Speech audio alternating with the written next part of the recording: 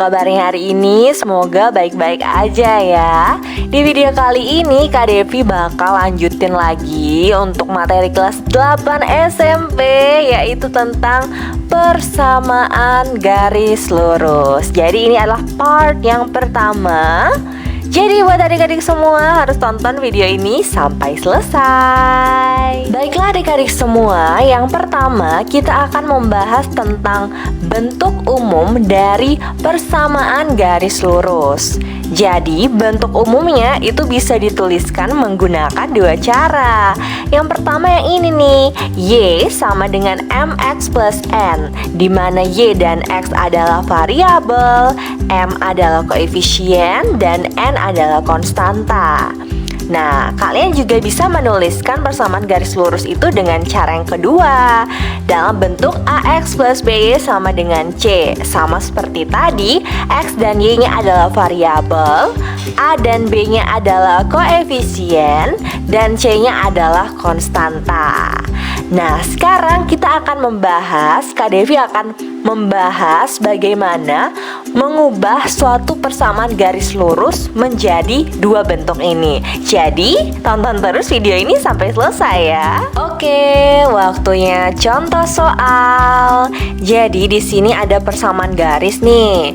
2Y sama dengan negatif X plus 5. Nah, ini disebut persamaan garis juga. Cuman kita mau ubah nih si persamaan garis ini ke dalam bentuk umumnya, ke dalam bentuk umum dari persamaan garis itu.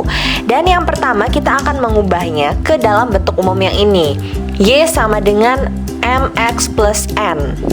Nah, caranya itu seperti ini. Jadi nih kita tulis ulang dulu ya. 2Y sama dengan negatif X plus 5. Coba dilihat di bentuk umumnya. Ruas kiri yang tersisa cuman variabel Y aja. Berarti di sini ditulis variabel Y aja. Terus si 2-nya kemana Kak Devi? Si 2-nya dibawa ke sini. Nah, seperti ini.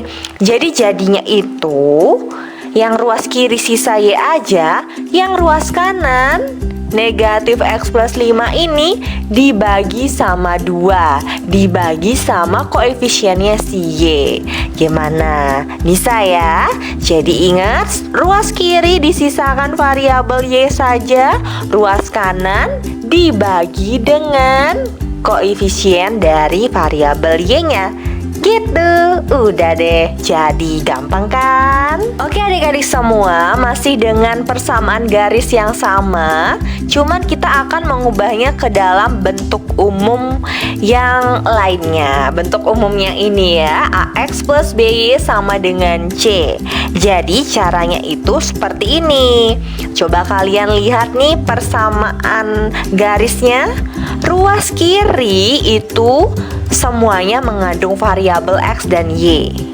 Ruas kanan hanya disisakan si konstanta aja. Jadi di ruas kanan itu nggak ada memuat variabel.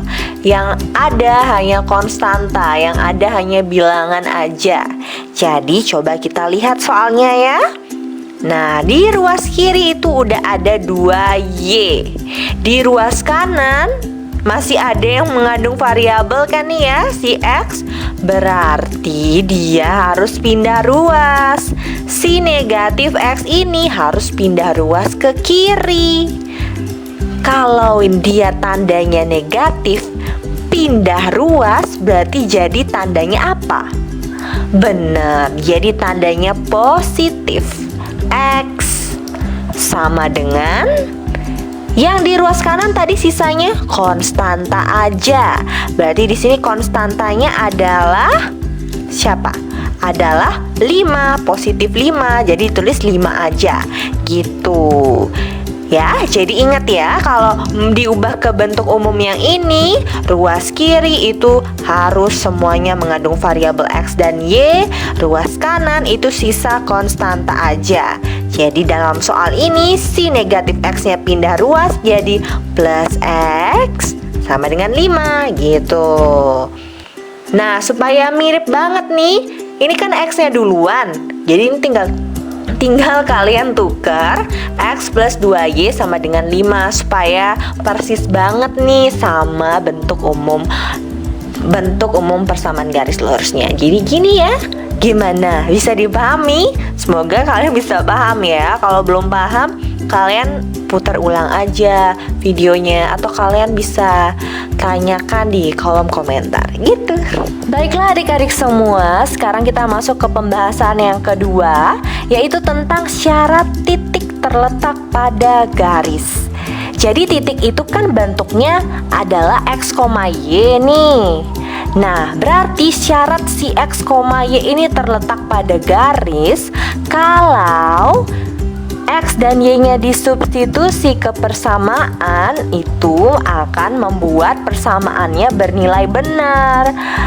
Aduh Kak Devi, kok agak pusing ya? Oke, jangan pusing-pusing nih. Supaya lebih jelasnya, Kak Devi akan menjelaskannya melalui contoh soal. Jadi, tonton terus. Oke, jadi soalnya tuh ini. Tentukan nilai A jika titik A, min 2 ini terletak pada garis dengan persamaan Y sama dengan negatif 2X plus 6. Jadi kita disuruh menentukan isi koordinat A-nya supaya bener nih titik ini terletak pada garis ini gitu.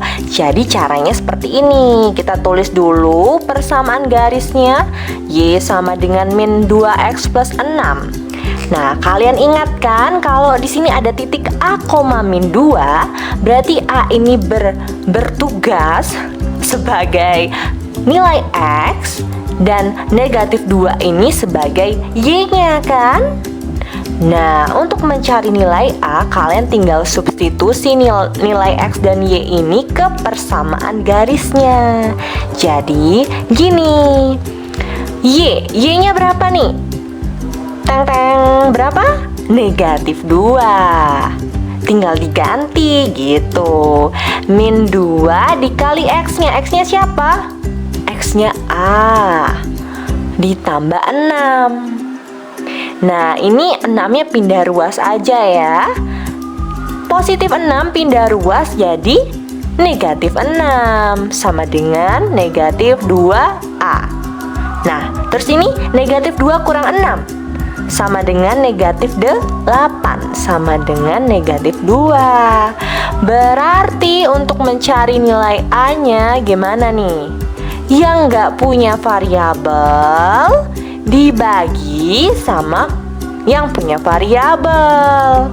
Berarti negatif 8 dibagi negatif 2. Berarti ketemu kan A-nya berapa? A-nya 4. Udah jadi deh.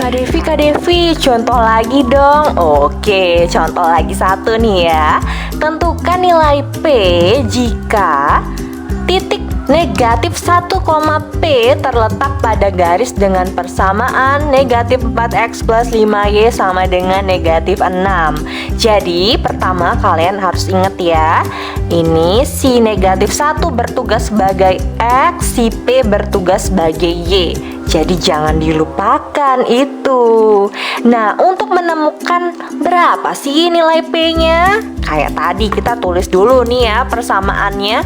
Negatif 4X plus 5Y sama dengan negatif 6. Habis itu diapain? Iya bener banget, tinggal kalian substitusi nilai X dan Y ini ke sini. Nah, berarti gimana nih? Negatif 4X, X-nya siapa? Negatif 1, berarti ini negatif 4 dikali negatif 1 ditambah 5 dikali Y. Y-nya berapa? Y-nya si P sama dengan negatif 6. Dikaliin negatif 4 kali negatif 1, 4 ditambah 5 P sama dengan negatif 6. Di sini 4-nya kalian pindah ruas aja ya. Tunggu kita geser dikit. Nah, gini berarti yang ruas kiri sisa 5P aja ya. Karena si 4 pindah ruas. Si 4 pindah ruas diapain? Dikurang ya. Ingat tandanya berubah. Berarti ini 5P sama dengan berapa? Negatif 6 kurang 4, negatif 10. Berarti P-nya sama dengan berapa? Yang tidak punya variabel dibagi sama yang punya variabel. Berarti negatif 10 dibagi 5 sama dengan negatif 2. Berarti udah deh ketemu nilai P. Gimana? Gampang kan ya? Yang penting kalian tentuin dulu X-Y-nya, terus disubstitusi ke persamaannya. Gitu. Oke adik-adik semua, itu dia penjelasan Kak Devi tentang materi persamaan garis lurus part pertama. Jadi semoga apa yang Kak Devi sudah jelaskan bisa dipahami ya.